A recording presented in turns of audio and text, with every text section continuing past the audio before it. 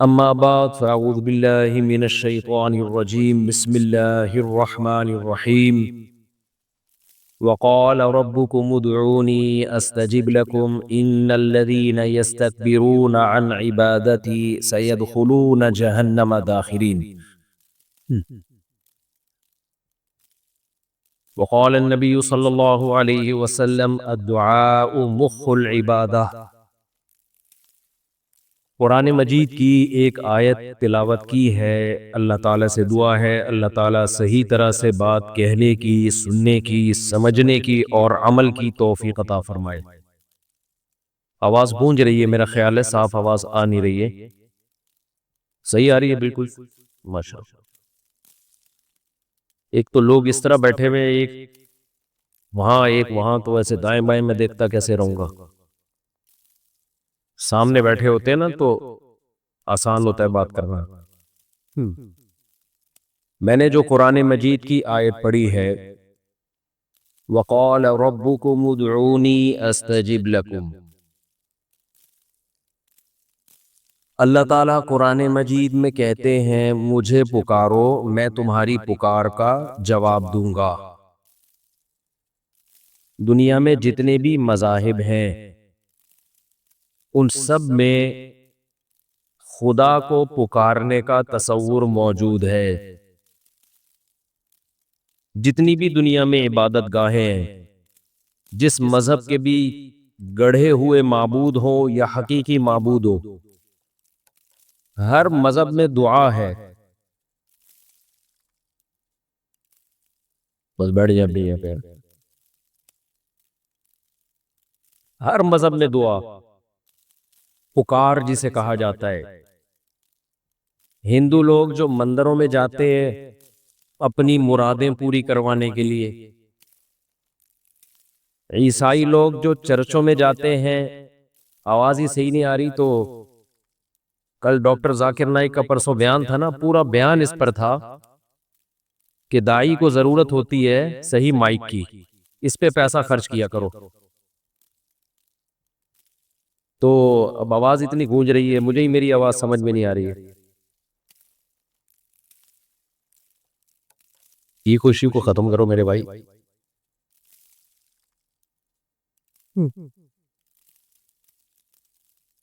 تو ہندو لوگ مندروں میں جاتے ہیں، کیوں جاتے ہیں مندروں میں بھائی؟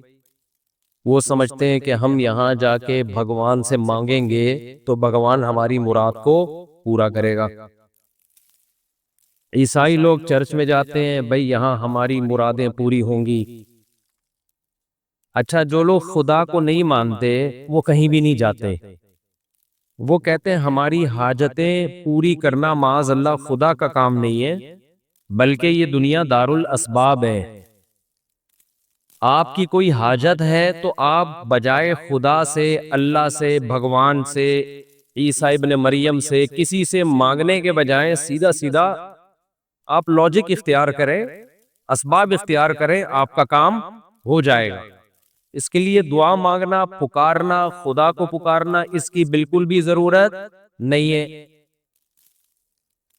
مثال کے طور پر آپ کا مائک خراب ہے تو آپ اللہ سے دعا نہ مانگے، آپ ان لوگوں سے بولے اس کو ٹھیک کر دو تو ٹھیک ہو جائے گا۔ وہ سمجھ رہے؟ وہ کہتے ہیں دنیا دار الاسباب ہے، نہ مندر جانے کی ضرورت، نہ مسجد جانے کی ضرورت، نہ مزار جانے کی ضرورت۔ کام پورا کرنا ہے تو مزار کے بجائے بازار جاؤ۔ آپ کو کوئی چیز خریدنی ہے بازار چلے جاؤ، کوئی بیماری ہے ڈاکٹر کے پاس جاؤ، ٹینشن ہے تو اس ٹینشن کے اسباب دیکھو، بھئی کیا سبب ہے کہ آپ کی ٹینشن دور نہیں ہو رہی، وہ ٹینشن دور کرنے کی کوشش کرو، پھر بھی نہیں ہو رہی تو اس کا مطلب دماغ کا کوئی کیمیکل آگے پیچھے ہو گیا ہے، تو کسی اچھے سے سائیکیٹرسٹ کو دکھاؤ۔ کہہ رہے دیکھو ہم جو کام کرتے ہیں تو کام کرنے سے کام ہوتا ہے، کام نہیں کرنے سے کام نہیں ہوتا۔ ایک ایتھیسٹ کا اکثر میں ملفوظ سناتا ہوں کہ وہ گاڑی میں بیٹھا ہوا کہنے لگا کہ دیکھو ایکسیلریٹر پہ پاؤں رکھتے ہیں تو گاڑی چلتی ہے، بریک پہ پاؤں رکھتے ہیں تو گاڑی رکتی ہے، تو خدا کہاں ہے؟ خدا کہاں ہے بھائی؟ خدا کو میں جب مانوں جب ایکسلریٹر پہ پاؤں رکھنے سے گاڑی رکے اور بریک پہ پاؤں رکھنے سے گاڑی چلے. نہیں آ رہا میرا خیال ہے, نہیں آ رہی سمجھ میں بات. مجھے تو نہیں آ رہی کیونکہ میری آواز کانوں میں اتنی گونج رہی ہے کہ مجھے خود سمجھ میں نہیں آ رہی کہ میں کیا کہہ رہا ہوں. تو یہ وہ طبقہ ہے جن کی نظر میں معاذ اللہ نقل کفر دعا سے زیادہ لغو عبادت کوئی ہے نہیں. وہ کہتے ہیں دعا بالکل بیکار چیز ہے, کیونکہ کام کرنے سے ہوتا ہے, نہیں کرنے سے نہیں ہوتا. دعاؤں میں کچھ بھی نہیں رکھا. تو ہم یہ کہہ سکتے ہیں کہ دنیا میں 3 طبقے ہیں. ایک طبقہ وہ ہے جو کہتا ہے سرے سے ہمیں کسی کام کے لیے دعا کرنے کی چندہ ضرورت نہیں ہے, ہمیں چاہیے کہ ہم اسباب اختیار کریں, کام ہو جائے ٹھیک ہے, نہیں ہو جائے تو یا تو خودکشی کر لیں یا صبر کر لیں, جو مرضی کرنا ہے. دوسرا طبقہ یہ ہے جو کہتا ہے بھائی ہمیں دعا کی ضرورت ہے, لیکن کس سے دعا مانگیں وہ ہمیں اس بارے میں گائیڈ نہیں کرتے. کوئی کہتا ہے مزاروں پہ جا کے مزار والوں سے مانگو, کوئی کہتا ہے مندروں میں جا کے بتوں سے مانگو, کوئی کہتا ہے عیسیٰ اللہ کے بیٹے معاذ اللہ نقل کفر کفر نباشت عیسیٰ ابن مریم سے مانگو. کوئی کیا کہتا ہے, کوئی کہتا ہے تعویذ گنڈے باندھو تو سارے کام ہو جائیں گے. حالانکہ جس نے جو تعویذ گنڈے دے رہا ہے اس کے اپنے سارے کام نہیں ہو رہے, تبھی تو وہ تعویذ گنڈوں کا بزنس کر رہا ہے. اگر اس کے کام ہو رہے ہوتے تو تعویذ گنڈوں کا کام کر رہا ہوتا, وہ بولتے کیوں نہیں بھائی. اگر اس کے کام ہو رہے ہوتے تو وہ یہ والا کام کر رہا ہوتا. اس کی مثال ایسے ہے, یوٹیوب پہ آپ کو پیسہ کمانے کے طریقے بتا رہے ہوتے ہیں, وہ اسی لیے بتا رہا ہوتا ہے کہ اس کے پاس پیسہ کمانے کا کوئی طریقہ. آپ لوگ جملہ کمپلیٹ کر لیا کرو میرے بھائی. وہ یوٹیوب پہ آپ کو پیسے کمانے کا طریقہ کیوں بتا رہا ہے؟ اس کے پاس خود پیسہ کمانے کا طریقہ نہیں ہے, ورنہ وہ کمانے کا طریقہ اختیار کر رہا ہوتا, نہ کمانے کے طریقے تھوڑی بتا رہا ہوتا آپ کو. کچھ صحیح بھی ہوتے ہیں اس میں. تو اس لیے جس کا اپنا کوئی کام نہ بن رہا ہو وہ روحانی علاج کرنا شروع کر دیتا ہے, کیونکہ اس کے اپنے کوئی کام ہو نہیں رہا ہوتا. تو اس نے کہا چلو لوگوں کے کام بنانا شروع کر دو, تو یہی ایک کام ہے ہمارا, یہی جاب ہے ہماری. تو دنیا میں 3 طبقے ہیں. ایک طبقہ جو کہتا ہے دعاؤں میں کچھ نہیں رکھا, سب کچھ کس سے ہوتا ہے؟ اسباب سے. دوسرا طبقہ وہ یہ کہتا ہے دعاؤں سے سب کچھ ہوتا ہے, لیکن دعا کس سے مانگی جائے, کب مانگی جائے, کیا مانگا جائے, ان کے پاس اس بارے میں گائیڈنس نہیں ہے. وہ مندروں میں جاتے ہیں, بتوں کو پکارتے ہیں, عیسیٰ ابن مریم کو پکارتے ہیں, مزاروں کو پکارتے ہیں. تو ہمیں سید الانبیاء محمد صلی اللہ علیہ وسلم اگر ہمیں گائیڈ نہ کرتے کہ دعا مانگنی چاہیے کہ نہیں مانگنی چاہیے, مانگنی چاہیے تو کس سے مانگنی چاہیے, کیا مانگنا چاہیے, کس طرح سے مانگنی چاہیے, یہ ساری چیزیں ہمیں اسلام نے بتائی ہیں. اور یہ اسلام کا اور محمد صلی اللہ علیہ وسلم کا ہم پر بہت بڑا احسان ہے. یہ گائیڈنس ہمارے علاوہ دنیا میں کسی قوم کے پاس نہیں ہے. پہلی بار تو یہ دعا ضروری کیوں ہے؟ یہ جو لوگ کہتے ہیں نا دعا کی ضرورت نہیں ہے, یہ کہتے ہیں دنیا سب کچھ اسباب سے چلتی ہے. یہ نظریہ ہی غلط ہے. اگر دنیا اسباب سے چل رہی ہوتی تو سوال پیدا ہوتا ہے میرے بھائی, جب کائنات نہیں تھی, دنیا نہیں تھی, تو کون سا سبب تھا جس سے دنیا وجود میں آ گئی؟ دنیا کی تو ابتدا ہی بغیر کسی لاجک اور بغیر کسی سبب کے ہوئی ہے. اس کے تو خمیر میں یہ چیز شامل ہے. سمجھ میں آ رہی ہے بات؟ بھائی اگر ہر کچھ سب کچھ سبب سے ہی ہو رہا ہے تو پہلا ذرہ پیدا کیسے ہوا؟ وہ کلمہ کن کی طاقت سے ہوا کہ نہیں ہوا؟ تو یہ کلمہ کن کی طاقت کس کے پاس ہے؟ اللہ کے پاس. اس سے پتہ چلتا ہے میرے بھائی دنیا اسباب سے جڑی ہوئی ہے, مگر جوڑنے والا کون ہے؟ اللہ. تو اللہ مسبب الاسباب ہے. جب اسباب سے کام نہیں چلے گا تو کلمہ کن کی طاقت والے سے کانٹیکٹ کیا جائے گا. سمجھتے ہو کہ نہیں سمجھتے؟ دیکھو کوئی کام آپ سے نہ ہو رہا ہو تو آپ کہتے ہیں بھائی یہ میرے دائرہ کار میں ہی نہیں آتا، تو آپ اوپر رابطہ کرتے ہو نا، یہ جس کے دائرہ کار میں آتا ہے ان سے رابطہ کیا جائے۔ رشتے کی مثال لے لیتے ہیں، لوگ مجھے فون کر کے کہتے ہیں میں فلاں جگہ شادی کرنا چاہتا ہوں، وہ مان نہیں رہے، تو میں جواب میں کہتا ہوں میں لڑکی کا ابا نہیں ہوں، یہ رشتہ میرے دائرہ کار میں نہیں آتا، تو مجھے کیوں فون کر کے کہہ رہے ہیں کہ فلاں جگہ میری شادی کرا دو؟ یہ کنٹرول کس کے پاس ہے بھائی؟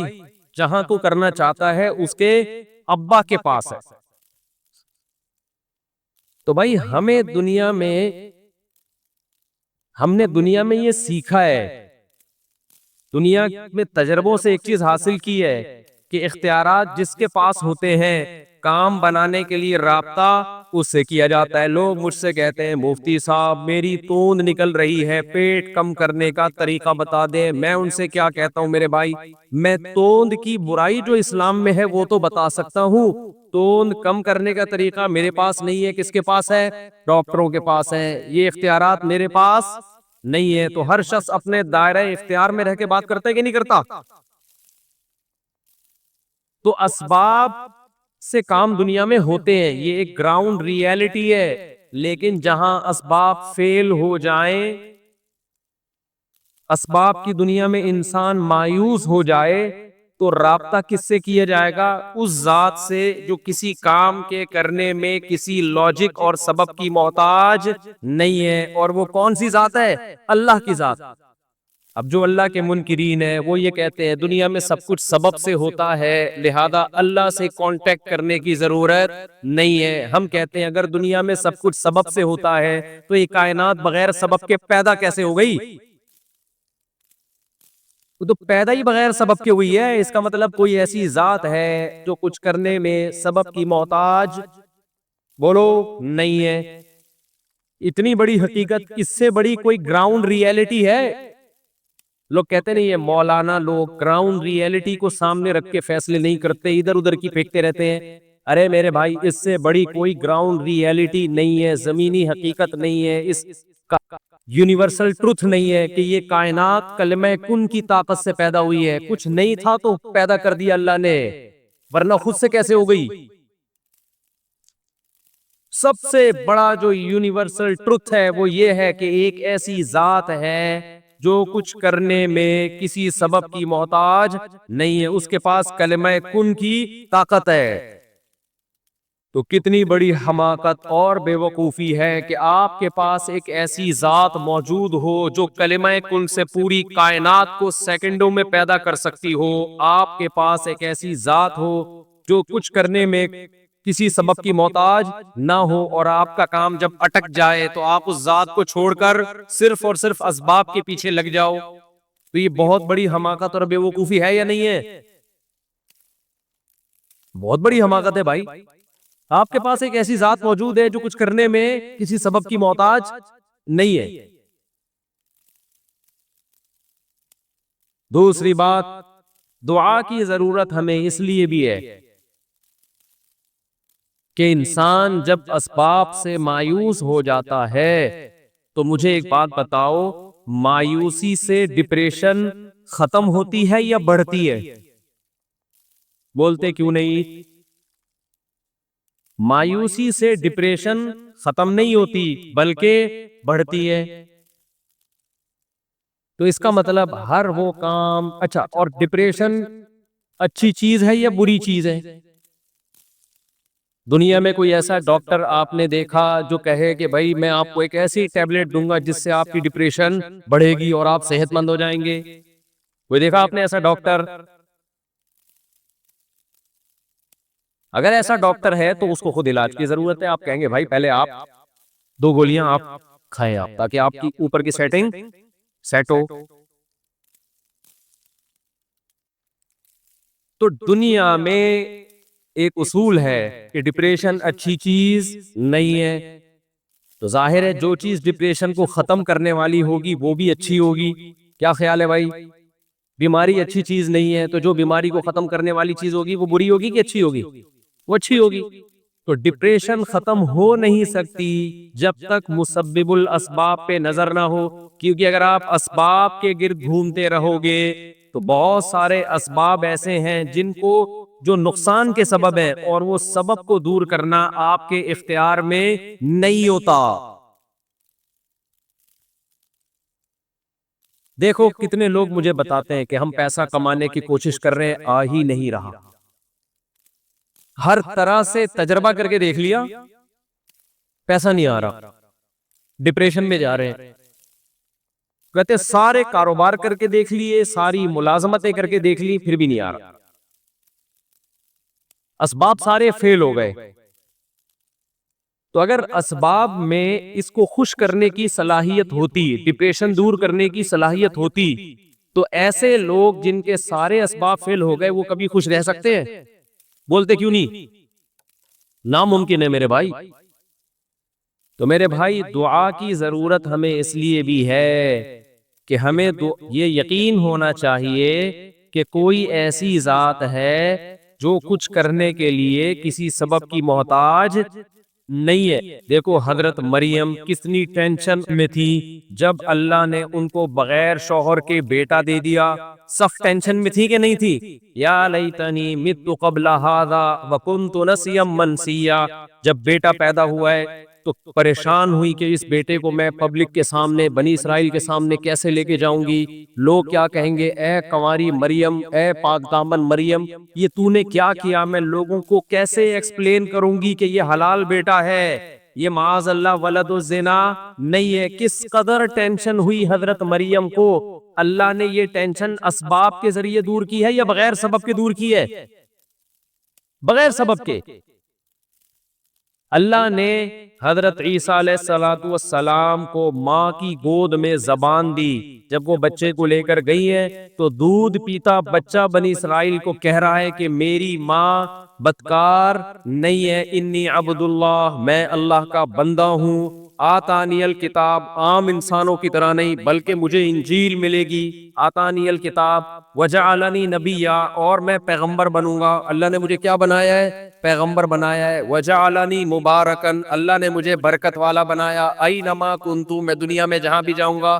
واوصانی بالصلاۃ والزکاۃ، وہ میرے ذریعے سے نماز اور زکوٰۃ کو زندہ کرے گا. یہ سارے اچھے اچھے کام میرے ذمے ہیں. کوئی ایسا بچہ جو بغیر باپ کے پیدا ہو اور معاذ اللہ اس کے نسب میں خرابی ہو، وہ پیدا ہوتے ہی ایسی پرزور تقریر اور اللہ کی ایسی کبریائی کبھی بھی بیان نہیں کر سکتا. جب حضرت عیسیٰ نے ماں کی گود میں یہ گواہی دی تو حضرت سیدہ مریم کی ڈپریشن بڑھی یا ختم ہو گئی؟ ختم ہو گئی ان کی ڈپریشن. تو اس سے ہمیں پتا چلتا ہے میرے بھائی کہ جو لوگ اسباب ہی کو سب کچھ سمجھتے ہیں تو دنیا میں بہت سے مقام پہ آ کے اسباب فیل ہو جاتے ہیں تو وہ کبھی بھی دنیا میں خوش نہیں رہ سکتے. خوش رہنے کا ایک ہی طریقہ ہے آپ کے پاس کہ آپ کی نظر ایک ایسی ذات پر ہو جس کے بارے میں آپ کو یقین ہو کہ وہ میرے کام بنانے کے لیے، میری بگڑی بنانے کے لیے کسی لاجک اور سبب کی محتاج نہیں ہے. اس کے بغیر پریکٹیکلی خوش رہنا از امپاسبل. ایسی انگلش آج کل میں بول رہا ہوں، اس کے بغیر خوش رہنا از امپاسبل. سبجیکٹ اردو میں، ورب اور آبجیکٹ انگلش میں. اٹ از کالڈ گلابی اردو، گلابی انگلش. سمجھتے ہو کہ نہیں سمجھتے؟ تو یہ جو آج کل پریشانیاں ہماری سوسائٹی میں بڑھ رہی ہے نا، ان پریشانیوں کی وجہ یہ نہیں ہے کہ انسان خوشحال نہیں ہے. آج انسان خوشحالی کی جس سطح اور اسٹیج پر ہے، ماضی میں ایسا خوشحال کبھی بھی نہیں تھا، کبھی بھی نہیں رہا ایسا خوشحال انسان. پہلے زمانے کے لوگ گرمی میں گرمی لگتی تھی ان کو، سردیوں میں کیا لگتا تھا؟ لگتی تھی سردی لگتی. آج کل گرمیوں میں گرمی بولو نہیں لگتی، سردیوں میں سردی منہ سے بول لو نا میرے بھائی، نہیں لگ رہی. سردیوں میں ہیٹر کا انتظام، گرمیوں میں اے سی کا انتظام. سردیوں میں گرم پانی، گرمیوں میں ٹھنڈا پانی، سب کچھ بٹن پہ سیٹ ہو گیا ہے. اتنی توفیق نہیں ہوتی کہ اے سی چلانا ہے تو اٹھ کے چلا جائے، یہیں سے ریموٹ کنٹرول سے ایئر کنڈیشن چلایا جا رہا ہے، کنٹرول بھی کیا جا رہا ہے اس کو۔ ٹینشن فری زندگی آج کے انسان کی، اس کے باوجود فل آف ٹینشن، کیونکہ نظر کس پر ہے؟ مادی چیزوں پہ، اسباب پہ۔ میں جب باہر ملکوں میں سفر کرتا ہوں نا، وہاں لوگوں میں ٹینشنیں دیکھتا ہوں، تو میں کہتا ہوں اللہ نے اسلام کی حقانیت کو دکھانے کے لیے ان ملکوں کو ترقی دی ہے، کہ اگر ان میں ترقی نہ ہوتی نا پھر خودکشیاں کرتے۔ تو لوگ کہتے ہیں اصل میں غربت مہنگائی ہے اس لیے کر رہے ہیں۔ اللہ نے کہا ان ملکوں میں نہ غربت ہوگی نہ مہنگائی، پھر بھی ان کی زندگی ناکام کر کے دکھاؤں گا میں تمہیں، پھر بھی ناکام۔ سب کچھ ہو کے بھی کیا ہے؟ کچھ بھی نہیں ہے، زندگی سے خوشیاں چھین لی اللہ نے۔ تو ہمیں دعا کی ضرورت دو وجہ سے ہے، ایک تو ہمارا یہ ایمان ہے، ایک ایسی ذات ہے جو اسباب کی محتاج نہیں ہے۔ دعا وہیں مانگی جاتی ہے جہاں اسباب فیل ہو جاتے ہیں، اور ایسے ہی مانگنے کو دعا کہا جاتا ہے، اور یہ اللہ کے علاوہ کسی سے جائز نہیں۔ ایک تو اس لیے کہ ایک ایسی ذات موجود ہے، جب موجود ہے تو کیوں نہیں مانگ رہا بھائی؟ نہ مانگنا اس کی علامت ہے تو اللہ کی طاقت اور قدرت کا قائل نہیں ہے۔ اسی لیے اللہ نے فرمایا ان الذین یستکبرون عن عبادتی سیدخلون جہنم داخرین، جو لوگ مجھ سے دعائیں نہیں مانگتے وہ جہنم میں داخل ہوں گے۔ میں جب یہ آیت پڑھتا تھا تو حیران ہوتا تھا، اے اللہ دعا مانگنا اتنا ضروری ہے، جو نہیں مانگے گا جہنم میں جائے گا؟ اس آیت کا مطلب سمجھ میں آیا، دعا نہ مانگنا اس کی علامت ہے کہ آپ اپنے آپ کو اللہ کا محتاج نہیں سمجھتے۔ جب آپ کو پتہ ہے کہ ایک بہت پاورفل ذات موجود ہے جو آپ کے سارے کام کر سکتی ہے، پھر بھی آپ اس سے ریکویسٹ نہیں کر رہے، اس کا مطلب آپ اس کو مانتے ہی نہیں ہو۔ تو یہ نہ ماننا تکبر ہے جو صرف اللہ کی چادر ہے۔ اللہ کو انسان میں عاجزی پسند ہے۔ بھائی زبان سے تم کہہ رہے ہو لا الہ الا اللہ، اللہ کے سوا کوئی معبود نہیں، لیکن تمہارے عمل سے لگتا نہیں ہے کہ تم اللہ کو معبود مانتے ہو، اللہ کو یہ مانتے ہو کہ وہ میری بگڑی بنا سکتا ہے۔ اس لیے دعا نہ مانگنے کو بہت بڑا جرم قرار دیا گیا ہے۔ ایک طبقہ وہ ہے جو دعا پہ بلیو ہی نہیں کرتا، یہ لبرل سیکولر لوگ ہیں۔ ایک طبقہ وہ ہے جو دعا مانگتا ہے لیکن اس کو یہ نہیں پتا بیچارے کو کہ کس سے مانگنا ہے، وہ ہر ایک سے مانگتا ہے۔ جو چندے کا اصول ہے نا، پتہ ہے آپ کو؟ چندے کا اصول یہ، اگر آپ نے کوئی مدرسہ بنایا اور آپ چاہتے ہو کہ دے دنا دن چلے وہ، تو چندے کا اصول ہے ہر وقت مانگو، ہر ایک سے مانگو، سب کچھ مانگو، یہ اصول ہے۔ باہر ملکوں میں یہ نظر آیا ہمیں، ان کے مدرسے بھی چل رہے ہیں۔ ایک اور اصول ہے، ہمارے حضرت فرمایا کرتے تھے کہ مدرسے کے چھت نہ بننے دو، یا مسجد کی چھت نہ بننے دو، اندر اندر فانوس لگاؤ، ہیرے جواہرات لگاؤ، شٹرنگ ہو، لوگ سمجھے کہ تعمیر کا کام۔ جامع تو رشید بیچارے نے پہلے ڈیکوریٹ کر لیا، صحیح ہے نا؟ لوگ آتے ہیں کہتے ہیں یار بہت پیسہ ہے ان لوگ کے پاس۔ تو یہ ایک اصول ہے کہ شٹرنگ کا کام جاری ہے، چھت کا کام۔ ایسے ادارے ہیں 10 سال ہو گئے چھت کی بھرائی نہیں ہوئی ابھی تک، کیونکہ وہ دیکھ کے پھر لوگ کہتے ہیں یار چندے کی ضرورت۔ تو مشرک کیا کہتا ہے؟ ہر ایک سے مانگو، ہر وقت مانگو، سب کچھ مانگو۔ وہ ایک ہندو مسلمان ہوا، اس سے کسی مولانا صاحب نے پوچھا تو کیوں مسلمان ہوا، اسلام میں کس چیز نے تجھے اپنی طرف اٹریکٹ کیا؟ اس نے کہا کہ میں یہ کہتا تھا جب ہمارے سینکڑوں بھگوان ہیں تو اللہ رسول 2 بھگوان معاذ اللہ اور صحیح۔ ارے بھائی ہم اللہ رسول کو معاذ اللہ نقل کفر یہ حیثیت تھوڑی دیتے ہیں۔ اس نے کہا جب 2 اور ایڈ کر دیتا ہوں میں اس۔ اسلام نام ہے توحید کا، اس لیے اللہ نے ہمیں بتایا کہ تم اگر دعا کرتے ہو سکون حاصل کرنے کے لیے تو ہزاروں معبودوں کو معبود بنانے سے، ہزاروں سے دعائیں مانگنے سے تمہیں سکون نہیں ملے گا، بلکہ تمہاری ڈپریشن بڑھ جائے گی، دعا کا مقصد حاصل نہیں ہوگا بلکہ الٹا اثر ہوگا۔ اور ڈپریشن بڑھے گی. اس لیے اللہ نے فرمایا ضرب اللہ مثلا رجلا فیہ شرکاء متشاکسون ورجلا سلما لرجل. بتاؤ جس کے ہزاروں معبود ہو, کبھی مزار پہ جا کے سجدہ کر رہا ہو, کبھی بت کے سامنے سجدہ کر رہا ہو, کبھی کسی پیر کے سامنے سجدہ کر رہا ہو, جس کے ہزاروں معبود ہو وہ سکون میں ہوگا یا جس کا صرف ایک مولا ہو, ایک معبود ہو؟ تو دنیا میں آپ کے 4 باس ہونا کمپنی میں, وہی ڈپریشن کے لیے کافی ہے. ایک ساس ہوتی ہے, بہویں بہت ساری ہوتی ہیں, ساس ہمیشہ کتنی ہوتی ہیں؟ ایک. باس ہمیشہ کتنے ہوتے ہیں؟ بولو. ایک. آقا مولا کتنے ہوتے ہیں؟ ایک. تو جس کے اوپر بھی ایک سے زیادہ لوگ حاکم بن جائیں, وزیر اعظم بھی ایک ہوتا ہے, صدر بھی ایک, آرمی چیف بھی ایک, جو حاکم اعلیٰ ہے ہمیشہ کتنے ہوتے ہیں وہ؟ ایک. ایک سے زیادہ ہوں گے آپ کی ٹینشن کم ہونے کے بجائے بڑھے گی. تو معبود بھی کتنے ہوتے ہیں میرے بھائی؟ ایک. ہمیں پتا ہے جو مانگنا ہے اللہ سے, جب مانگنا ہے اللہ سے, سب کچھ کس سے مانگنا ہے؟ اللہ سے. اللہ کے سوا کسی سے نہیں. اس میں سکون ہے, اس میں اطمینان ہے. اور اگر اللہ کے ساتھ آپ نے اور معبود ایڈ کرنا شروع کر دیے تو دعا کا مقصد حاصل نہیں ہوگا, بلکہ یہ دعا آپ کی اسٹریس اور ڈپریشن کو بڑھانے کا ذریعہ بن جائے گی. پورا ہو چکا ہے. اس موضوع پر پھر موقع ملا مزید بات کروں گا. یہ دعا بہت اہم چیپٹر ہے. اسلام کا ہم پر احسان ہے کہ کس سے مانگنا ہے یہ بھی بتا دیا, اور مانگنے کی فضیلت کیا ہے یہ بھی بتا دیا, نہ مانگنے کی وعید کیا ہے یہ بھی بتا دیا, کیا مانگنا ہے یہ بھی بتا دیا, اور مانگنے کا طریقہ کیا ہونا چاہیے یہ بھی ہمیں بتا دیا, کن الفاظ سے مانگنا ہے یہ بھی بتا دیا, مانگتے ہوئے کیفیت کیا ہونی چاہیے یہ بھی بتا دیا. اس سے زیادہ کامل اور جامع مذہب کوئی دنیا میں ہو سکتا ہے میرے بھائی؟ تبھی تو ہم کہتے ہیں اسلام کو دوسرے مذاہب سے آپ کمپیئر کرو گے تو آپ کے پاس پریکٹیکل لائف میں چلنے کے لیے اسلام کے علاوہ کوئی آپشن بچے گا ہی نہیں. گائیڈنس ہے ہی اسلام کے پاس. تو اللہ سے دعا ہے کہ اللہ ہمیں دعائیں مانگنے والا بنا دے اور دعاؤں میں دل لگانے والا بنا دے. سبحانک اللہم و بحمدک, نشہد ان لا الہ الا انت, نستغفرک و نتوب الیک.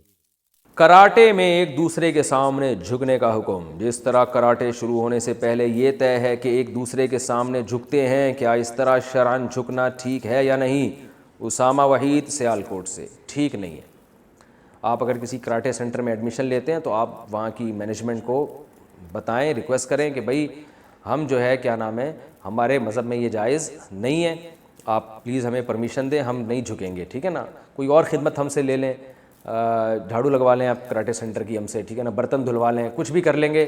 ہمارے مذہب میں اللہ کے علاوہ کسی اور کے سامنے جھکنا جائز نہیں ہے. جمعہ مبارک کہنا کیسا ہے؟ کیا جمعہ مبارک کہنا بدعت ہے؟ اسامہ وحید سیالکوٹ سے. یہ بدعت ہی لگتی ہے ہمیں. بدعت تو اس لیے نہیں کہیں گے کہ یہ کوئی سنت سمجھ کے تو کہہ نہیں رہے ہوتے, لیکن ایک ایسی فضول سی رسم شروع ہو گئی ہے جس کا نہ کوئی اسلاف سے ثبوت ملتا ہے. تو سیدھے طریقے سے جیسے اب تک چلتے آئے ہیں ایسے ہی چلتے رہیں, یہ نہ کہا کریں. جمعہ کے دن کی قبولیت کی گھڑی. جمعہ میں ایک ایسی گھڑی ہوتی ہے کہ اس وقت جو دعا مانگی جائے وہ قبول ہوتی ہے. وہ کون سی گھڑی ہوتی ہے اس کے بارے میں رہنمائی فرمائیں. محمد نسیم یو پی سے. علماء کے مختلف اقوال ہیں اس کے بارے میں کہ وہ کون سی گھڑی ہے. بعض علماء نے کہا 2 خطبوں کے درمیان کا 2 وقت ہے, اس میں دل میں دعا مانگی جائے. تو راجح قول جو ہماری نظر میں ہے وہ عصر کے بعد کا وقت ہے, لیکن بہرحال اس میں علماء کے اقوال ہیں, تو عصر کے بعد کر لیں تو بہت اچھی بات ہے. رسول اللہ صلی اللہ علیہ وسلم کیا سلام کا جواب دیتے ہیں؟ آپ نے ایک بیان میں فرمایا تھا کہ ہم جب سلام کرتے ہیں تو رسول اللہ صلی اللہ علیہ وسلم سنتے ہیں. اگر ہم پاکستان سے سلام بھیجیں تو کیا آپ صلی اللہ علیہ وسلم اسے سنیں گے اور جواب دیں گے یا نہیں؟ سلیم خان KPK سے. دیکھیں صحیح حدیث ہے کہ آپ صلی اللہ علیہ وسلم نے فرمایا جو دور سے مجھ پہ سلام پڑھتا ہے تو فرشتے اس کا سلام مجھ تک پہنچاتے ہیں. اور یہ سب ظاہر ہے برزخ کی چیزیں ہیں, اس کو ہم اس دنیا میں پر قیاس نہیں کر سکتے. آپ کہہ سکتے ہیں کروڑوں لوگ سلام پہنچا رہے ہیں, تو بھائی وہاں وقت کی جو یونٹ ہے نا وہ یہ نہیں ہے جو یہاں پر ہے. تو آپ صلی اللہ علیہ وسلم سلام کا جواب دیتے ہیں. جب آپ کی قبر پہ کھڑے ہو کر سلام پڑھا جائے تو وہیں سنتے ہیں, وہیں جواب دیتے ہیں, اور جب دور سے سلام پڑھا جائے تو فرشتے پہنچاتے ہیں اور آپ صلی اللہ علیہ وسلم اس کا جواب دیتے ہیں. قبر میں رسول اللہ صلی اللہ علیہ وسلم کی حیات. اگر ہم رسول اللہ صلی اللہ علیہ وسلم کے روضہ پر جاتے ہیں اور سلام کرتے ہیں اور رسول اللہ صلی اللہ علیہ وسلم جواب دیتے ہیں کیا یہ عقیدہ رکھنا شرک میں نہیں آتا، کیونکہ سنتا دیکھتا تو اللہ ہی ہے۔ نبی صلی اللہ علیہ وسلم کو کیسے پتہ چلتا ہے کہ کوئی قبر پر آ گیا ہے اور سلام کر رہا ہے، اس کی تفصیلات سے آگاہ فرما دیں۔ بھائی خود نہیں پتہ چلتا، اللہ بتا دیتے ہیں آپ کو، تو اللہ آپ کو سنوا دیتے ہیں۔ شرک تو جب ہوتا کہ ہم کہتے ہیں نبی صلی اللہ علیہ وسلم یہ کام خود اپنے اختیار سے کر رہے ہیں، جو جیسے نبی نے چاند کے 2 ٹکڑے کیے تو نبی نے تھوڑی کیے ہیں، اصل میں تو اللہ نے کیے 2 ٹکڑے۔ تو اللہ قبر میں آپ کو براہ راست سلام سنا بھی دیتا ہے اور اپنے نبی کو بتا بھی دیتا ہے کہ کوئی سلام پیش کر رہا ہے آپ پر، تو اللہ کی قدرت ہے۔ یہ معجزہ نبی کی قدرت نہیں ہوتی، اللہ کی قدرت ہوتی ہے۔ اسی طرح کرامت بھی ولی اللہ کی طاقت نہیں ہوتی، اللہ کی طاقت ہوتی ہے۔ ہاں اختیارات دے دینا کسی کو مستقل طور پر کہ وہ اسباب سے ہٹ کے کام کا اس کو رائٹ مل جائے، اختیارات مل جائیں، ایسا نہیں ہوتا۔ ہر دفعہ جب بھی کوئی اچھمبے کا کام ہوگا، معجزہ ہوگا، اس میں اللہ کی مرضی سے ہوگا۔ اللہ تعالیٰ کسی کو اختیارات نہیں دے دیتے کہ اب آپ، جیسے حضرت عیسیٰ علیہ السلام جب مردوں کو زندہ کرتے تھے تو مردوں کو زندہ کرنے کی اتھارٹی نہیں دے دی تھی اللہ نے، بلکہ جب بھی حضرت عیسیٰ علیہ السلام قم باذن اللہ کہتے ہیں نا کہ مردے کو کہتے کھڑا ہو جا، تو وہ اللہ کے ارادے سے اس وقت کھڑا ہو جاتا تھا، اختیارات نہیں تھی۔ جیسے موسیٰ علیہ السلام لاٹھی کو پھینکتے تو سانپ بن جاتی، لیکن یہ نہیں کہ اختیار دے دیا جب آپ پھینکیں گے سانپ بنے گی، ایسا اختیار اللہ نے کسی کو نہیں دیا۔ یہی وجہ ہے کہ حضرت موسیٰ علیہ السلام ہر دفعہ وہ لاٹھی پھینکنے سے پہلے اللہ سے پوچھتے تھے اور اللہ بتاتے تھے اور اللہ کے حکم کا انتظار کرتے تھے، کیونکہ اللہ کے ہاتھ میں تھا اس کو سانپ بنانا، حضرت موسیٰ کے ہاتھ میں نہیں تھا۔ تو یہ جو آپ صلی اللہ علیہ وسلم قبر میں بنفس نفیس سنتے ہیں، یہ آپ کی طاقت نہیں ہے، یہ اللہ کی طاقت ہے کہ اپنے حبیب کو اللہ سلام بنفس نفیس سنوا دیتا ہے، اور جو ہے آپ کروڑوں لوگوں کے سلام کا جواب دے دیتے ہیں۔ تو یہ اللہ کی طاقت ہے، یہ نبی کی طاقت نہیں ہے۔ سرکاری خرچے پہ حج ادا ہو جاتا ہے۔ میں ایک ڈاکٹر اور سرکاری نوکری میں ہوں، سرکار ہمیں یہ آپشن دیتی ہے کہ ہم حج ڈیوٹی پر جائیں۔ اس کا مقصد یہ ہوتا ہے کہ اگر حاجیوں کو کوئی ضرورت پڑے تو ہم ان کی دیکھ بھال کر سکیں، اس میں آنے جانے اور وہاں رہنے کا سارا خرچہ سرکار اٹھاتی ہے۔ میں نے ابھی تک حج نہیں کیا، اگر میں ایسی ڈیوٹی پر جا کر حج کر لوں تو کیا اس طرح حج ادا ہو جائے گا؟ محمد علی انڈیا سے: جی ہاں جناب، ایک تیر سے 2 شکار ہو جائیں گے، حج بھی ادا ہو جائے گا، حاجیوں کی خدمت بھی ہو جائے گی، اور گورنمنٹ کا تھوڑا سا کسی اچھے کام میں خرچہ بھی ہو جائے گا، ٹھیک ہے نا؟ تو کوئی حرج نہیں ہے اس میں۔ قیامت میں جانوروں کا بھی حساب ہوگا۔ کیا قیامت والے دن میدان حشر میں ساری مخلوقات اپنا اپنا حساب دیں گی؟ کیا جانوروں کا بھی حساب و کتاب ہوگا یا صرف انسانوں کا ہوگا؟ اصل حساب تو صرف انسانوں کا اور جنات کا ہوگا، جانوروں کا نہیں ہوگا، لیکن اتنا حساب حدیث میں آتا ہے جانور کا ہوگا کہ ایک جانور نے اپنی ہی جنس کے دوسرے جانور پہ اگر ظلم کیا ہوگا، جو کہ ہمارے لحاظ سے ظلم ہے، وہ جانور کے لحاظ سے نہیں ہے۔ جیسے حدیث میں آتا ہے، مسلم کی حدیث ہے، سینگ والی بکری نے بغیر سینگ والی بکری کو مارا تو اللہ اسے کہیں گے کہ اس کو سینگ لگا کے کہیں گے تو اپنا بدلہ لے لے۔ تو علماء کہتے ہیں یہ صرف اللہ تعالیٰ یہ بتانے کے لیے کہ آج جب ان چیزوں سے حساب لیا جا رہا ہے تو انسان کس کھیت کی مولی ہے، یعنی یہ حساب حقیقی معنوں میں حساب نہیں ہے، کیونکہ سینگ والی بکری نے اگر بغیر سینگ والی بکری کو مارا تو یہ حقیقت میں ظلم نہیں ہے، اس کو اتنا شعور تھوڑی ہے، لیکن صرف اللہ اپنی ایک انصاف کو ظاہر کرنے کے لیے کہ میں آج اپنی ہی جنس کی، اپنی ہی ایک قسم کی جو ہے مخلوق کو اگر کسی نے اپنی طاقت کی بیس پہ ستایا تھا تو میں اس کو بھی کہوں گا کہ تم بھی اس سے اپنا بدلہ لے لو، جو تمہیں تکلیف ہوئی ہے اس کا ازالہ کر لو۔ تو جب یہاں تک ہوگا تو انسان تو اصل ہے ہی حساب و کتاب کے لیے، تو جانوروں کا حساب ہوگا جس کو حساب مجازی معنوں میں کہا گیا ہے، حقیقی حساب نہیں ہے، حقیقی حساب صرف اور صرف انسانوں اور جنات کا ہوگا۔ مسئلہ یہ ہے کہ میں آج کل ٹائم بچانے کے چکر میں ہوں کہ کم وقت میں زیادہ سے زیادہ کام ہو، تو جب کوئی کمٹمنٹ ہوتی ہے لوگوں سے تو پوری بات سمجھتے نہیں ہیں، اس کا نقصان کیا ہوتا ہے کہ میرا بھی وقت ضائع اور سامنے والے کا بھی ضائع۔ ابھی بیچارے بہت اچھے لوگ ہیں، حیدرآباد سے آئے ہیں، نکاح پڑھانا ہے انہوں نے، تو میں نے ان سے کہا تھا کہ آپ 1 بجے یہاں پہنچ جائیں، پہنچنے کے بعد مجھے میسج کریں کہ ہم آ گئے ہیں۔ مقصد ان کی شکایت لگانا نہیں ہے، بہت اچھے لوگ ہیں، مقصد یہ کہ اصول اور ضابطہ سمجھانا مقصد ہے کہ ہر آدمی اصول ضابطے پہ چلے گا تو تکلیف بھی نہیں ہوگی اور کام بھی اچھے میں ہو جائے گا۔ میں نے ان سے کہا تھا کہ 1 بجے پہنچنے کے بعد مجھے میسج بھیجیں کہ ہم آ گئے ہیں، ٹھیک ہے نا؟ یہ نہیں کہا تھا کہ فون کریں، کیونکہ میں فون نہیں اٹھاتا اپنے مخصوص ٹائمنگ کے علاوہ۔ میسج جو آئے گا تو میں دیکھ لوں گا کہ بھئی یہ پہنچ گئے ہیں تو میں آ جاؤں گا۔ تو میں اپنے سارے کام کا چھوڑ کر 1 بجے گھر پہنچا ہوں آج، کہ بھئی کسی کو ٹائم دیا ہوا ہے، اور یہ 1 بجے کا ٹائم اس لیے دیا کہ نکاح نامہ فل کرنے میں جو ٹائم خرچ ہوگا نا وہ اس دوران ہو جائے گا، صحیح ہے؟ نکاح پڑھانے میں تو 1 سیکنڈ بھی نہیں لگتا نا، اصل مسئلہ ہوتا ہے نکاح نامہ فل کرنا، تو یہ جو ٹائم ہے نا اس میں نکاح نامہ فل ہو جائے گا. نکاح پڑھانا ہے تو پھر ہم بیٹھے بیٹھے ہاں وہی قبول ہے, یہ تو 2 منٹ کا کام ہے. خطبہ تو جو جمعے کا خطبہ ہے وہی گریوی میں نکاح کا بھی ہو جائے گا. کیا خیال؟ تو گریوی کے چکر میں تھے ہم, گریوی مارنے کے. اب اس میں کیا ہوا کہ یہ لوگ 1 بجے سے آگے بیٹھے ہوئے ہیں, مجھے میسج ہی نہیں بھیجا. ادھر میں سارے کام کاج چھوڑ کے بیٹھا وہ.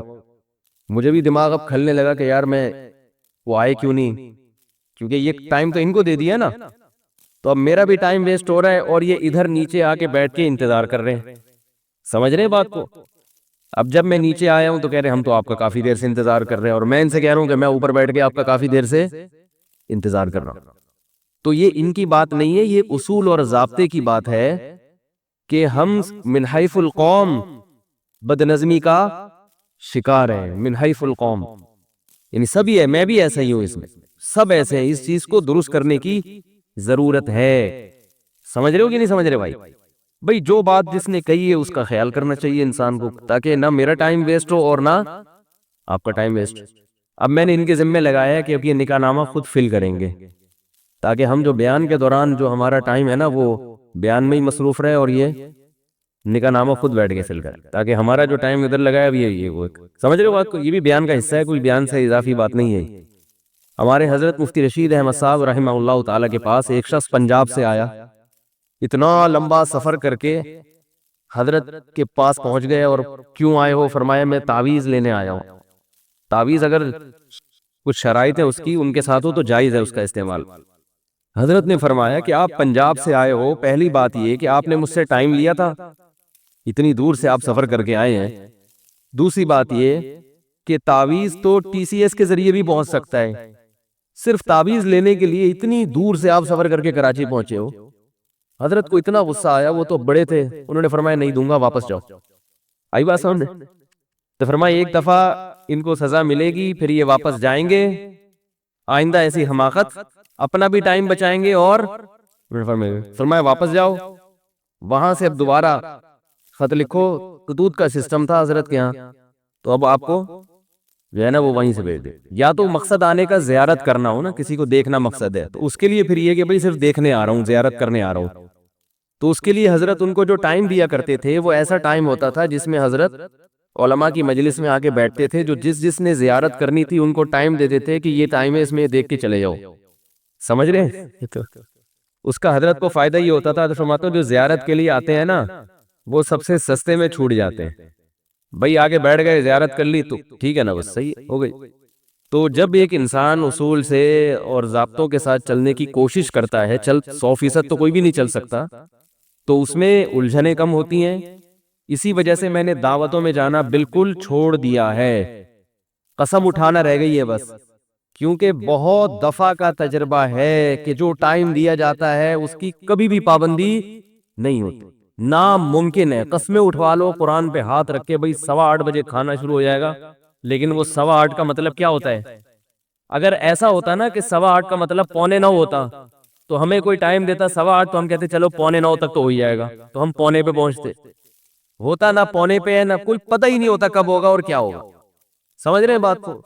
تو اس لیے جو ٹائم مینجمنٹ والے لوگ ہیں نا, ٹائم مینجمنٹ والے, وہ ایک بات بڑی زبردست کرتے ہیں کہ جس آدمی نے اپنا وقت بچانا ہو وہ کبھی دوسرے پہ ڈیپینڈ ہو کے زندگی نہ گزارے.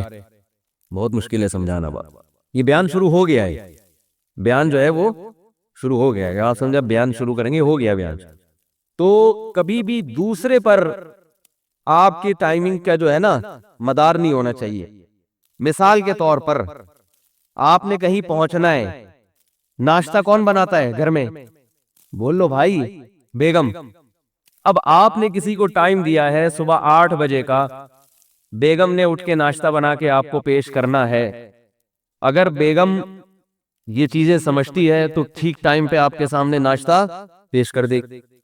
لیکن اگر اس سے سستی ہو گئی, وہ سوتی رہ گئی, یا اس کا موڈ نہیں تھا, یا دیر ہو گئی, تو آپ کبھی بھی وقت پر نہیں پہنچ سکتے. اس کا حل کیا ہے کہ آپ کو خود بھی ناشتہ بنانا آنا چاہیے. بھائی پہلے مجھے ایک بات بتاؤ, وقت کی حفاظت کرنا یہ ہماری مذہبی ذمہ داری ہے یا نہیں؟ آپ کہیں گے کیا فالتو باتیں لے کے بیٹھ گئے, اگر ٹائم پہ نہیں پہنچا تو کیا ہوا؟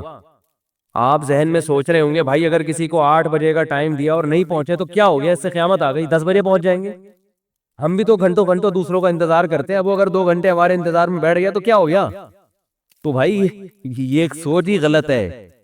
یہ جو وعدہ ہے نا، وعدہ خلافی، جان بوجھ کر بغیر کسی عذر کے وعدہ خلافی کرنا یہ گناہ ہے. کوئی عذر ہو تو ایک الگ بات ہے، لیکن بلا عذر وعدہ خلافی کرنا یہ گناہ ہے. اور عذر کسے کہتے ہیں؟ قدرتی حادثہ ہو جائے کوئی، اسے عذر کہتے ہیں. جو چیزیں روز مرہ کے معمول میں شامل ہیں وہ عذر میں داخل نہیں ہے. آپ کہیں کہ بیگم نے ناشتہ ہی دیر سے بنا کے دیا تھا، یہ تو سب کی بیگمیں ایسا کرتی ہے. وہ کوئی آرمی میں تھوڑی ہے آپ کی بیگم کہ اسے جو ہے نا وہ کورس تھوڑی کیے ہوئے ISSB کے کہ اس کو پورا ٹائم کا پابند بنایا گیا. وہ تو ظاہر ہے اس گھروں میں تو یہ چلتا ہی ہے سب کچھ. اب بعض لوگ بیگم پہ برس رہے ہیں، میرا 8 بجے کا ٹائم تھا اور ناشتہ مجھے 8:02 پہ مل رہا ہے، اس پہ غصے ہو رہے ہیں. تو اس سے تو گھر کا ماحول خراب ہوگا. ایسا سیدھا دنیا میں کوئی بھی نہیں، آپ نہیں کر سکتے کسی کو. اس کا طریقہ کیا ہے کہ آپ کو ناشتہ بنانا، بولو نا بھائی اور رات کو آپ نے کسی کو ٹائم دیا ہے کہ صبح 8 بجے میں پہنچوں گا، تو اس کا مطلب یہ ہے کہ ناشتے کی فکر آپ کو رات میں کرنی ہے کہ اگر بیگم نے ٹائم پہ نہیں دیا تو پھر میرے پاس اس کا آلٹرنیٹ، اس کا متبادل کیا ہے. تو یہ فکر کب سے کرنی ہے؟ پہلے سے. سمجھ رہے ہو کہ نہیں سمجھ رہے؟ دیکھو دنیا کی بعض قومیں ایسی ہیں، آج ہم ان کی بہت تعریفیں کرتے ہیں کہ یار اتنی شاندار قومیں، اتنی زبردست قومیں، ہم ان کی تعریفیں کرتے ہیں، یار ان میں بڑی خصوصیات ہیں. لیکن اگر وہی خصوصیات ہم میں سے کسی فرد میں ہو تو اس کی برائی کرنا شروع کر دیتے ہیں کہ یہ بندہ ہی ٹھیک نہیں ہے. جاپانی جو ہے، جیپنیز، ان کی بہت بڑی خصوصیت کیا ہے؟ وقت کی پابندی ہے کہ نہیں ہے؟ ہمارے ایک رشتہ دار جاپان میں، کمپنی نے ان کو یہ بتایا کہ آپ نے اس شہر سے اس شہر سفر کر کے جانا ہے. کمپنی نے بھیجا کسی کام سے. دونوں شہروں میں فاصلہ ایسے تھا جیسے کراچی اور سکھر، اچھا خاصا فاصلہ ہے. کراچی سے سکھر پہنچنے میں 8-9 گھنٹے لگتے ہیں، اچھا خاصا فاصلہ ہے، بلکہ شاید زیادہ ہی لگ جاتے ہوں. اتنا لمبا فاصلہ جاپان کے 2 شہروں میں. تو ایک کنارے سے بٹھایا ہے، دوسرے کنارے پہ پہنچانا ہے. کہتے ہیں کہ میں جب ٹرین میں بیٹھا ہوں تو جو ایگزیکٹ ٹائم تھا ٹرین کے چلنے کا، اتفاق سے ٹرین اسی وقت چل پڑی. ان کو بڑی حیرانگی ہو رہی تھی کہ ٹرین میں جو ٹائم لکھا ہوا تھا نا 8:03 تو چلی کتنے بجے؟ پاکستانی تو بے ہوش نہیں ہو جائے گا. بولو بھائی، پاکستانی یہ منظر دیکھ کے سمجھے گا میں چاند پہ ہوں یا میں مریخ پہ بیٹھا ہوں. یہ زمین کی باتیں نہیں.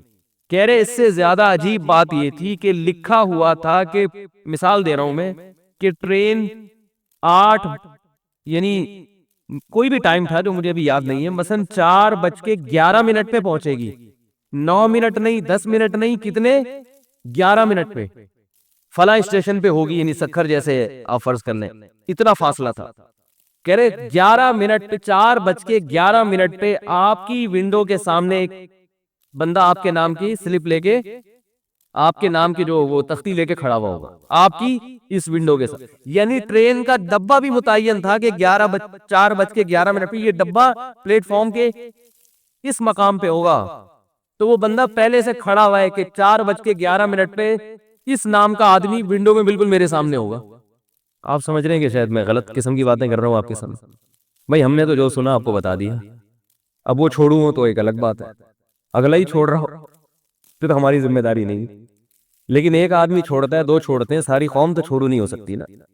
بہت لوگوں سے اس قسم کی خبریں سنی. ٹھیک 4:11 پہ گاڑی وہاں رک چکی تھی اور میرے نام کی تختی لے کے بندہ سامنے کھڑا ہوا. اب ہم کہتے ہیں واہ کیا سبحان اللہ، کتنی اچھی قوم. کہتے ہیں نا، تعریفیں کرتے ہیں، ماشاءاللہ سبحان اللہ، بھائی بڑا زبردست، بھائی واہ واہ واہ، بھائی واہ. ہمارے یہاں اگر کوئی آدمی ایسا پابند ہو کہ اس نے آپ کو ٹائم دیا ہو کہ میں 8:11 پہ وہاں پہنچوں گا، 11 منٹ، ٹھیک ہے، کچھ پتا نہیں ہوگا کہ پہلا تو یہ کہ پہنچے گا کہ بھی نہیں پہنچے گا، ہو سکتا ہے آئے نہیں. 1 ہفتے بعد آپ کو فون کر رہا ہے، یار وہ میں تو بھول ہی گیا تھا، یار مجھے پتہ ہی نہیں تھا. پھر اگر آیا تو 8:11 تو کبھی نہیں بولے گا، ایک لم سم ٹائم بتائے گا. ہو سکتا ہے 8 سے لے کے 1:45 کے درمیان کسی بھی وقت آ سکتا ہوں. اب آپ وہاں اسٹیشن پہ منجی ڈال کے، تھوڑی تھوڑی میں بھی پنجابی سیکھ رہا ہوں، چارپائٹ کو منجی کہتے ہیں نا، منجی ڈال کے آپ ایئرپورٹ پہ سو جائیں، کسی بھی وقت آ سکتا ہے. تو اور اگر ٹائم کا پابند ہو نا تو لوگ اس کو بیوقوف سمجھیں گے، بولیں گے یہ پاگل ہے. آج میں نے کسی کو ٹائم دیا تھا 11:30 بجے کا، کہیں جانا تھا مجھے، میں پہنچ گیا 11:30 بجے، میں اکیلا ہی بیٹھا ہوا تھا وہاں پہ. میں بھی کوئی اتنا زیادہ ٹائم کا پابند نہیں ہوں، لیکن ہونے کی کوشش بہرحال کرتا ہوں جس حد تک ممکن ہو، کوشش ہوتی ہے. اور یہ عیب ہے، عیب یہ سمجھتا ہوں کہ اگر میرے اندر بھی خامی ہے وقت کی پابندی نہ کرنے کی، تو کم از کم اس کو گناہ سمجھ کے توبہ کی توفیق مل جاتی ہے. یہ بھی غنیمت ہے کہ آدمی اس غلطی کو غلطی تو مانے نا، کہ بھئی اس کی اصلاح کی کوشش کرنی چاہیے. تو ہم پہنچ گئے، ہم اکیلے ہی بیٹھے ہوئے تھے. اب میں نے ان کو جو ٹائم دیا ہوا تھا اس میں یہ بھی تھا کہ بھائی میں نے واپس بھی آنا ہے، جمعہ پڑھانا ہے. 1 بجے کسی اور کو ٹائم دیا ہوا ہے میں نے، یہاں نکاح والوں کو ٹائم دیا ہوا تھا. تو ہم بھاگے پھر وہاں سے افراتفری میں یہاں پہنچے تو وہ نکاح والے بیٹھے ہوئے بیچارے انتظار میں.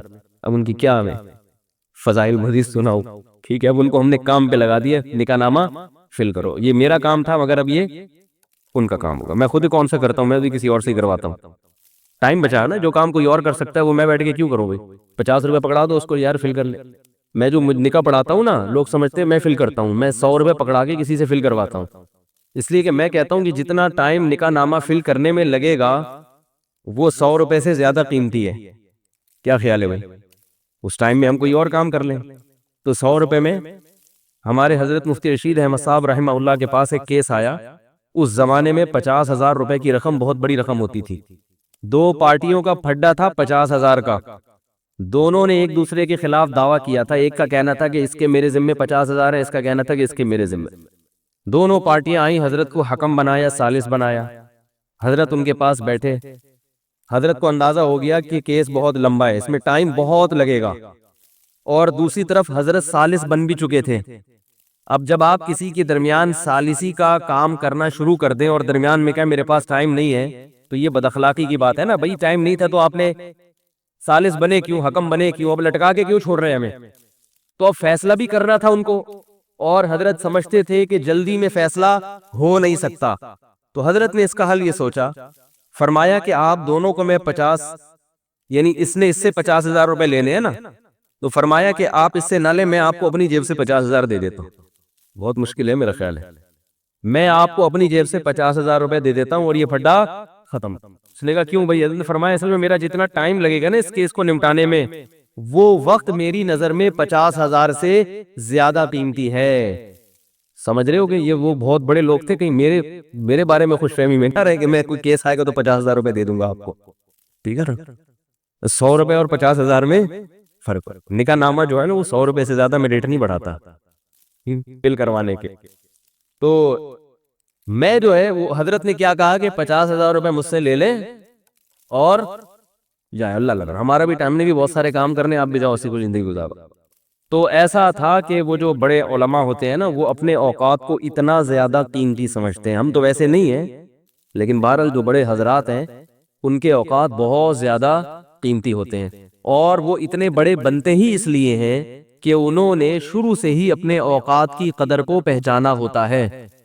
یہ ایک اشکال کا جواب دیا میں نے. اشکال یہ ہوگا کہ آپ یہ کہیں گے بھائی وہ تو بڑے لوگ ہیں، ان پر تو یہ چیزیں سوٹ کرتی ہیں، ہماری تو وہ حیثیت نہیں ہے. کیا خیال ہے بھائی؟ تو بھائی وہ بڑے بنے ہی اس وجہ سے کہ انہوں نے شروع سے اپنے اوقات کو اتنا قیمتی بنایا ہے. ہمارے حضرت وقت کی حفاظت کی ایک مثال دیا کرتے تھے بڑی زبردست. وہ مثال آپ لوگ بھی نوٹ کر لیں. فرماتے تھے کہ وقت آپ کے پاس ایسا ہونا چاہیے، اس کی مثال ایسے ہے جیسے ایک بوتل پانی سے بھری ہوئی ہو. ایک بوتل پانی سے بھری ہوئی، اتنی بھری ہوئی ہے کہ اس میں ایک بلبلہ بھی نہیں آ سکتا ہوا کا. تھوڑی سی بوتل خالی ہوتی ہے تو ببل آتے ہیں نا اس کے اندر. تو اتنی بھر گئی ہے وہ بوتل کہ اب اس کے اندر ایک بلبلہ بھی، بولو یار کچھ بولا کرو، اللہ کا نہیں آ سکتا. آپ سب کی طرف سے فرض کفایہ ادا کر رہے ہیں، بلبلہ بھی نہیں آ سکتا اس کے اندر. اب فرمایا کہ اگر آپ نے اس میں مزید پانی ڈالنا ہے تو چلا جائے گا، پچھلا والا پانی نکالنا پڑے گا. جب تک پچھلا پانی نہیں نکالو گے اگلا پانی نہیں آ سکتا. تو پچھلا پانی کب نکالو گے؟ جب نئے پانی کی قدر زیادہ ہوگی اور پچھلے والے کی قدر کم ہوگی. تو کہتے تھے کہ ہماری زندگی ایسے ہونی چاہیے کہ ہماری جو بوتل ہے نا 24 گھنٹے کا یہ ٹائم، یہ بوتل ہے، اور اس میں ہم نے جو کام کرنے ہیں وہ پانی کی مثال ہے، اور یہ بوتل ہماری 24 گھنٹے کی بھری ہوئی ہے. ٹائم ہمارے ہر چیز کے متعین ہے. اب اگر کوئی آدمی آپ سے ٹائم مانگتا ہے یا کوئی کام آپ سے ٹائم مانگتا ہے. بعض دفعہ آپ سے ٹائم کوئی بندہ مانگتا ہے نا کہ حضرت مجھے 25 منٹ چاہیے, یا بعض دفعہ کوئی کام آپ سے ٹائم مانگتا ہے. بھائی جیسے ابا کا فون آ گیا, بیٹا ذرا یہاں پہنچو 15 منٹ کے لیے تم سے کام ہے, تو اب یہ تو چلے ابا آپ سے ٹائم مانگ رہے ہیں. کوئی کام کی مثال ایسے ہے کہ آپ کو کوئی جو آپ نے کام کے لیے کوئی ٹائم متعین کیا تھا, اس دوران کوئی اور کام آ گیا آپ کا, اس دوران کوئی اور کام آ گیا. وہ کام ایسا ہے کہ یہ والا کام, وہ کام اگر کریں گے تو آپ کو یہ والا کام چھوڑنا پڑے گا. سمجھ رہے, جیسے آپ کاروبار کر رہے ہیں تو آپ کو پتا یہ چلا کہ یار میں اپنی دکان میں اتنا ٹائم لگا رہا ہوں بزنس کے لیے, کاروبار کے لیے, پتا یہ چلا کہ ایک بندہ آیا ہوا ہے بزنس مین ہے, وہ کاروباری مشورے بہت اچھے دیتا ہے. اب آپ دکان بند کر کے, یہ بھی ایک کام ہے نا جو آپ سے ٹائم مانگ رہا ہے. بہت سارے کام ہو سکتے ہیں دینی اعتبار سے بھی اور دنیاوی اعتبار. اور اس کی آسان مثال کہ آپ کسی اہم کام میں مصروف ہیں اور جنازہ تیار ہے کسی کا کہ بھی جنازہ پڑھنا ہے. اب آپ نے جو پروگرام بنایا ہوا تھا کہ میں 2 سنتیں پڑھوں گا, اس کے بعد فوراً میں پتلی گلی سے حسب معمول بھاگوں گا. بھئی مسجد میں ایسے ہی ہوتا ہے نا, 2 سنت پڑھو اور فوراً نکلو. تو روز کے معمول کی طرح میں بھاگوں گا اور میں فلاں جگہ پھر چائے پیوں گا یا یہ کروں گا. اچانک کیا آ گیا؟ جنازہ. اب وہ آپ سے ٹائم مانگ رہا ہے کہ نہیں مانگ رہا؟ وہ جو آپ نے کہیں اور ٹائم دینے کا پروگرام تھا, یہ مثالیں ان کی سمجھ میں آئیں گی جن کا پہلے سے کوئی پروگرام بھی ہو. میں بھی حیران ہوں کہ آپ لوگ کو سمجھ میں کیوں نہیں آ رہا. اصل میں جس کا پہلے سے کوئی شیڈول ہو اس کی تو سمجھ میں آئیں گی, شیڈول ہی نہیں ہے تو آپ کہیں گے پتہ نہیں کس قسم کی باتیں کر رہے ہیں مولوی صاحب, کوئی شیڈول نہیں ہے. بہت بعض حضرات کو یہ خیال ہو گیا یار اب کیا ٹائم, اس کو ٹائم دینا جنازہ, یہ کیا کیسی باتیں کر رہے ہیں بھائی. ہم تو صبح اٹھے, جب آنکھ کھلی تو اٹھ گئے, سوتے سوتے تھک گئے تو کیا کیا, اٹھ گئے. اٹھنے کے بعد سوچا اب کیا کریں, کوئی شیڈول ویڈول نہیں ہوتا ہمارا. اٹھنے کے بعد سوچا اب کیا کرے, چلو یہ کر لیتے ہیں, ناشتہ کر لیتے ہیں. اب کیا کریں, چلو دیکھتے ہیں یار کیا کر رہے ہیں. تو پھر مسجد میں بیٹھے ہیں, جنازہ آ گیا تو ٹھیک ہے, جنازہ آ گیا, نہیں آیا تو بھی ٹھیک ہے. تو اگر کوئی پہلے سے ترتیب ہو نا, یہ کرنا ہے وہ کرنا ہے, تو پھر یہ ساری چیزیں انشاءاللہ سمجھ میں آئیں گی. تو اب کوئی بھی آپ کے پاس کام آیا تو اس کا مطلب ہے کہ بوتل آپ کے پاس پہلے سے کیا ہے, بھری ہوئی ہے. تو اب نیا کام جب اس اپنے ٹائم کی بوتل میں ڈالو گے تو پرانے کاموں میں سے ایک کام کا نقصان لازمی ہوگا. اگر نہیں ہو رہا نقصان, اس کا مطلب آپ اپنے وقت کو برباد کر رہے ہیں. یہ علامت ہے اس بات کی کہ آپ اپنے ٹائم کو مینج کر کے اور قیمتی بنا کے زندگی گزار رہے ہیں یا نہیں گزار رہے. جب بھی کوئی نیا کام آئے گا پرانے کام کا نقصان ہونا چاہیے. بات نہیں آ رہی میرا خیال ہے سمجھ. اور اگر نقصان نہیں ہو رہا اس کا مطلب ہے آپ ٹائم کے پابند تو ایک پابندی ایک الگ چیز ہے. آپ اپنے ٹائم کو ضائع کر رہے ہیں کیونکہ کوئی نئی چیز آ رہی ہے, پرانی چیز آ رہی ہے. بوتل خالی ہو تو جتنا پانی ڈال دو, پرانا پانی نکالنا ہی نہیں پڑے گا اس میں سے. اب رہا یہ مسئلہ کہ جب نیا کام آپ کی زندگی میں آیا یا اس بوتل میں آیا تو پرانے والے کو نکالا جائے گا یا نہیں نکالا جائے گا؟ نہیں نکالا جائے گا. یہ کہہ رہے نکالا جائے گا, ضروری نہیں ہے. دیکھا جائے گا کہ نیا والا زیادہ اہم ہے یا پرانا والا. سمجھ رہے ہیں بھائی, نیا والا زیادہ اہم ہے یا پرانا والا. اور اس میں یہ بھی دیکھا جاتا ہے کہ پرانا والا اہم تو زیادہ ہے مگر اس کے لیے ٹائم فکس نہیں ہے, وہ کل بھی ہو سکتا ہے. نیا کام جو ابھی آیا ہے یہ اگرچہ بہت زیادہ اہم نہیں ہے مگر اس کا ٹائم نکل جائے گا. اب آپ نے غفار بھائی کو ٹائم دیا ہوا ہے انڈا موڑ کے ہوٹل پہ ملنے کا. آپ نے کہا کہ ٹھیک 3:06 پہ, جاپانیوں کی طرح نا, ٹھیک 3:06 پہ میں چائے کے ہوٹل پہ آپ سے ملوں گا کیونکہ میں ٹائم کا بہت پابند ہوں. میں نے جاپانیوں کی خبریں سنی ہیں اور مجھے اچھا لگا, تو میں بھی چاہتا ہوں, اور شریعت کا تو ویسے ہی حکم ہے, تو میں بھی چاہتا ہوں کہ ایسا پابند بن جاؤں. این 3:05 پر جنازہ تیار ہے غفار بھائی کا. اللہ غفار بھائی کو بھائی جو بھی ہیں آپ کو زندگی دے, آپ کے علاوہ کوئی اور مثال دے رہا ہوں میں. اب مسئلہ کیا ہے, اب آپ اگر جنازے کی نماز پڑھیں گے تو وہ جو 3:06 والا ٹائم ہے اس میں گڑبڑ ہوگی کہ نہیں ہوگی, کیا خیال ہے؟ اب آپ نے کیا کرنا ہے, یہاں یہ دیکھنا ہے کہ یہ زیادہ اہم ہے یا, تو اگر غفار بھائی آپ کے قریبی رشتہ دار ہیں پھر تو یقیناً یہی زیادہ اہم ہے کیونکہ جنازہ پڑھنا یہ زیادہ اہم ہے. تو آپ ایسے موقع پہ ستار بھائی کو کال کریں گے, بھائی ایک ایمرجنسی ہو گئی ہے, میں نے یہ کال کرنا بھی فرض ہے آپ کے اوپر. اگر آپ نہیں کریں گے تو گناہگار ہوں گے کیونکہ اگلے کو جو کوفت ہوگی نا وہاں انتظار کی، اس کوفت کا گناہ کس کو ہوگا؟ آپ کو ہوگا، اور اس کا قیامت کے دن آپ کو جواب دینا پڑے گا۔ صرف سوری کر لینا کافی نہیں ہے، جتنا ٹائم سوری میں لگتا تھا اتنے ٹائم میسج دینے میں کیوں نہیں خرچ کر دیا وہی پہلے؟ لوگوں نے ایک سوری کو ایسا ہلکا لفظ بنا لیا ہے، ذرا سے جو بھی ہو سوری، تھپڑ مار دو سوری، کچھ بھی کر لو سوری، بہنوں کی وراثت کھا لو آخر میں سوری کر لو۔ 1-1 کروڑ کی وراثتیں کھا کے بیٹھے ہوئے، مرنے سے حج پہ جانے سے پہلے کہتے جو کہا سنا سب معاف۔ ہوتا ہے کہ نہیں ہوتا؟ لوگ کیا کر رہے ہیں آج کل جو مارکیٹ میں چل رہے ہیں نا، ابا کا انتقال ہوا، بہن کو وراثت نہیں دی، ہڑپ کر کے بیٹھ گئے، عید بقرعید پہ کپڑے بنا کے دے دیے اس کے بچوں کو اور اس کو کہ ہم ہیں نا تمہاری خدمت کے لیے، تمہیں کسی بھی چیز کی ضرورت ہو نا تم مجھے بتانا۔ وہ جو اس کی 1 کروڑ کی دکان ہے وہ نہیں دے رہے، اور کیا کہہ رہے ہیں بھائی تمہیں جس چیز کی بھی ضرورت ہو مجھے بتا۔ حج پہ جانے سے پہلے سنا تھا کہ بھائی معافی تلافی کر کے جانا چاہیے، تو اب سب میں میسج گھما دیا اس بہن کو بھی، بھائی کوئی بھی مسئلہ ہو، میں نے دل دکھایا ہو تو حج پہ جانے سے پہلے معاف کر دو۔ وہ بھی بیچاری کیا کہے گی؟ معاف کر دیا۔ 1 کروڑ روپے کیا ہو گئے؟ حلال ہو گئے۔ ایسے نہیں ہوتے حلال، آپ کو شورے ہوں گے واقعی حلال ہو گئے۔ ہمارے حضرت فرمایا کرتے تھے بعض لوگ کھاتے حرام ہیں اور دڑب بےہودہ سی مثال ہے، فرمایا اسے ہگنے سے پہلے حلال کروا لیتے ہیں۔ مثال تو بےہودہ ہے لیکن اب جیسی دی ہے وہی بتاؤں گا نا۔ کیا مطلب؟ کھا لیا بغیر پوچھے اور ہضم ہونے سے پہلے اس سے سوری کر لی، ٹھیک ہے نا کہ بھائی آپ کا مال کھایا ہے اب تو کھا لیا، اب آپ اجازت دے دیں، تو کہے گا اب کھا ہی لیا تو اب میں اس سے انتقام لے کے کیا کروں گا؟ کہتے چلو بھائی معاف کیا میں نے، تو وہ کھانے کے بعد خارج ہونے سے پہلے پہلے کیا ہو گیا؟ حلال ہو گیا۔ ایسے ہوتا نہیں ہے۔ یہ جو سوری ہے نا، سوری آپ نے سوری کی، سامنے والے نے ہاں کر دی اور معاف کر دیا، اس میں زبان کا اعتبار نہیں ہے شریعت میں، سمجھ رہے؟ جب کوئی حقوق و لباد کے معاملے میں کسی کو معاف کرتا ہے تو اس میں زبان کا اعتبار نہیں ہے، کس کا اعتبار ہے؟ دل کا، کہ یہ دل سے معاف کیا ہے یا نہیں کیا۔ کیونکہ نبی صلی اللہ علیہ وسلم نے ارشاد فرمایا لا يحل مال امرئ مسلم الا بطیب نفس منہ، کسی مسلمان کا مال دل کی مکمل خوشی کے بغیر حلال، 1 روپیہ بھی حلال نہیں، 1 کروڑ کہاں سے حلال ہوگا؟ تو آپ نے بہن کی 1 کروڑ کی دکان غصب کی ہوئی ہے اور حج پہ جانے سے پہلے آپ نے معافی مانگ لی، شب برات میں معافی مانگ لی، 27ویں رات کو معافی مانگ لی۔ لوگ سمجھتے ہیں کہ یہ معافی کافی ہے، یہ کافی نہیں ہے، سمجھ رہے؟ حقوق اللہ کے حقوق کے معاملے میں بھی کافی نہیں ہے اور حقوق العباد کے معاملے میں بھی کافی نہیں ہے۔ اللہ کا حق بھی اگر ہے تو وہ پہلے دینا پڑے گا۔ نمازیں اگر قضا کر لی آپ نے تو وہ اللہ کو دینی پڑیں گی، قضا بھی پڑھنی پڑے گی اور اللہ سے معافی بھی مانگنی پڑے گی۔ رمضان کے روزے ضائع ہوئے تو دینے پڑیں گے اللہ کو، وہ رکھنے پڑیں گے۔ ہاں یہ ضرور ہے کہ بندوں کے حقوق میں اور اللہ کے حقوق میں اللہ نے ایک فرق یہ رکھا ہے کہ بندوں کا حق فوراً مکمل جیسے جیسے وہ کہہ رہے دینا پڑے گا۔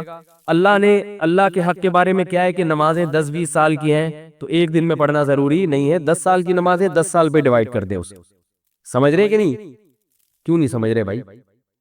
تو یہ بات خوب ذہن میں رکھیں کہ یہ جو ہم نے توبہ کا ایک تصور بنایا ہوا ہے کہ بس استغفار کافی ہے، استغفار ان معاملات میں کافی ہے جن معاملات میں قضا نہیں ہے اللہ کے حقوق، جس کا کوئی بدل نہیں ہے، اس میں صرف توبہ استغفار کافی ہے۔